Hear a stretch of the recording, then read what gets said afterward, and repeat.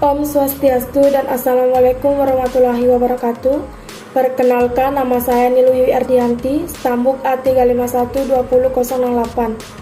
Saya dari kelas B akan mempresentasikan artikel tentang media dan teknologi pembelajaran. Baik, langsung saja. 1. Media pembelajaran. Apa itu media pembelajaran? Media pembelajaran adalah alat bantu atau proses belajar mengajar yang dapat dipergunakan untuk merangsang pikiran, perasaan, perhatian, dan kemampuan untuk keterampilan siswa sehingga dapat mendorong terjadinya proses belajar. Media pembelajaran juga merupakan segala sesuatu yang dapat digunakan untuk menyampaikan pesan atau informasi dalam proses belajar mengajar sehingga dapat merangsang perhatian dan minat siswa untuk belajar. Media pembelajaran berfungsi untuk menjelaskan atau memvisualisasikan suatu materi yang sulit dipahami jika hanya menggunakan ucapan verbal. Media pembelajaran tidak hanya berpatokan terhadap teknologi banyak, juga media pembelajaran yang dapat dimanfaatkan untuk keperluan belajar, contohnya media buku.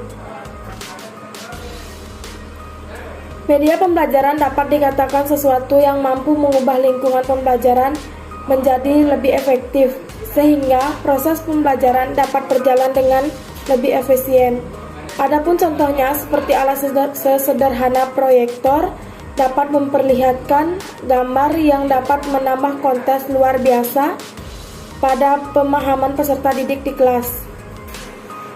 Kemudian juga melalui slideshow, presentasi PowerPoint, pengajar juga dapat menjadi lebih fokus pada materi yang telah disiapkan dalam slide. Media pembelajaran juga tidak hanya dapat didapatkan di lingkungan sekolah, melainkan di lingkungan masyarakat. Adapun contohnya seperti di berbagai macam sumber, misalnya kartun, surat kabar, foto, dan ilustrasi, yang dimana setiap individu dapat memahami dan mempelajari berbagai macam pembelajaran melalui media gambar fotografi.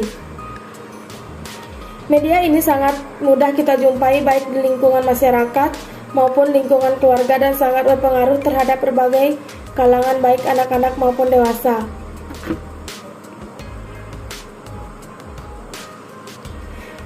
Media pembelajaran untuk kegiatan belajar tidak boleh asal-asalan karena media harus memenuhi kriteria khusus agar bisa dijadikan daya pikir keingintahuan siswa dalam belajar. Adapun contohnya seperti media pembelajaran audio yang dimana dapat dikatakan menerima pelajaran dengan baik. Adapun juga contoh media pembelajaran yang banyak digunakan para pengajar, yaitu laboratorium bahasa.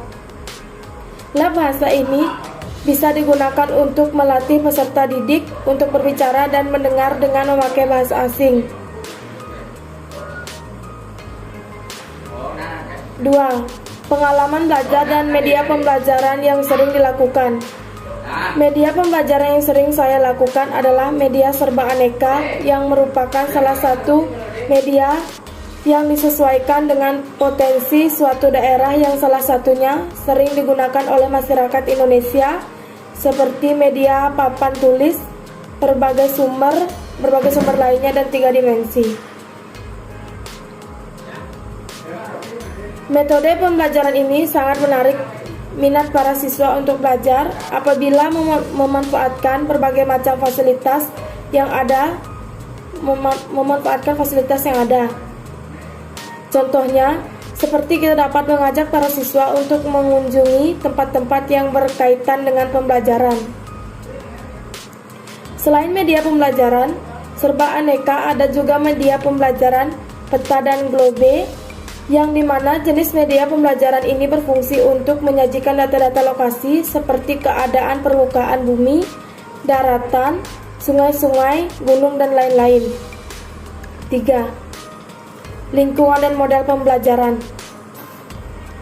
Lingkungan dan model pembelajaran merupakan model yang dikembangkan agar siswa dapat memperoleh pengalaman lebih yang berkaitan dengan lingkungan sekitar. Adapun contoh lingkungan yang baik untuk belajar adalah sebagai berikut.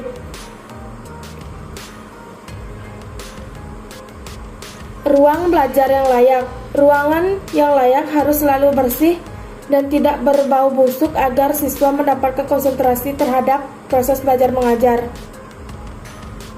Pencahayaan. Ruang belajar harus dapat pencahayaan yang memadai. Jika ruangan belajar tidak memiliki pencahayaan, maka dapat mengganggu konsentrasi siswa dan hal ini dapat membantu siswa untuk membaca dan menulis dengan jelas. Fasilitas yang mendukung.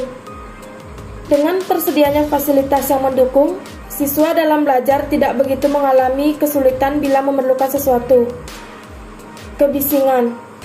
Tempat belajar sebaiknya tenang, tidak banyak gangguan suara yang bising dan gaduh. Agar dapat meningkatkan konsentrasi siswa saat melakukan proses belajar mengajar. Tersedianya prasarana yang memadai seperti ruang kelas, ruang kesehatan, perpustakaan, dan ruang praktek. Model pembelajaran yang cocok untuk saya adalah model pembelajaran yang bertema diskusi, di mana model ini adalah untuk memecahkan permasalahan, menjawab pertanyaan, dan memahami pengetahuan peserta didik, serta untuk membuat suatu keputusan. Model diskusi juga dapat melatih public speaking kita, melatih kita untuk bisa berpikir lebih keras terhadap materi yang akan kita diskusikan. Metode diskusi ini juga dapat membuat kita mampu berpikir kritis, tidak egois, dan mampu bersaing secara profesional. 4. Kelebihan dan kekurangan lingkungan dan model pembelajaran yang cocok untuk kita sendiri. Kelebihan lingkungan pembelajaran yaitu 1. Kegiatan belajar lebih aktif. 2. Siswa dapat lebih memahami aspek-aspek kehidupan yang ada di lingkungan. 3. Kegiatan belajar lebih menarik dan tidak membosankan sehingga siswa dapat meningkatkan motivasi belajarnya. Kelebihan model pembelajaran yaitu dapat membantu mahasiswa untuk mengenal lebih jelas lagi cara menggunakan aplikasi Zoom, LMS, dan Google Classroom. Berani mengungkapkan pendapat, dapat bertukar pikiran, belajar menjadi pemimpin, dan bekerja sama dengan baik. Kekurangan lingkungan pembelajaran yaitu rasa bosan siswa ketika belajar di dalam kelas, tidak disiplin, kurangnya sarana seperti buku-buku dan referensi lainnya. Kekurangan model pembelajaran. Hanya beberapa siswa yang aktif, membutuhkan waktu yang cukup panjang, dan menimbulkan emosional yang tidak bisa dikontrol. 5. Jika menjadi seorang pendidik, lingkungan dan model apa yang akan dipakai serta siapa dan apa kategori peserta didik. Jika nanti saya diberikan kepercayaan atau kesempatan menjadi seorang pendidik, maka saya akan mengusahakan untuk memberikan lingkungan belajar yang kondusif, yang tentunya untuk mewujudkan tujuan untuk melakukan pendekatan terhadap siswa. Selain itu, untuk menjadi seorang pendidik, kita harus berupaya mendidik murid untuk memahami dan mempraktikkan langsung cara penanganan masalah-masalah lingkungan yang selama ini menjadi permasalahan dunia.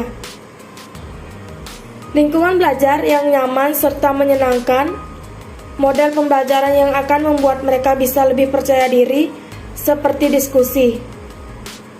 Saya akan berusaha menjadi seorang guru yang bisa disenangi oleh peserta didik, bukan menjadi seorang guru yang ditakutkan oleh siswa, karena dengan hal tersebut bisa membuat para peserta didik gugup dan ragu untuk menampilkan apa yang mereka punyai dan mereka akan lebih cenderung diam. Adapun kategori peserta didik adalah selalu berusaha mengembangkan potensi diri melalui proses pembelajaran pada jalur pendidikan baik maupun pendidikan non-formal. Dan pada dasarnya yang bisa Anda lakukan sebagai seorang peserta didik adalah memberikan sesuatu yang positif bagi siswa dengan cara mengajari mereka dan memberikan contoh terbaik. Baiklah, sekian presentasi tentang artikel media dan teknologi pembelajaran dari saya. Selebihnya, bila ada kata yang salah, mohon dimaafkan. Om Santi Santi Santi Santi Om.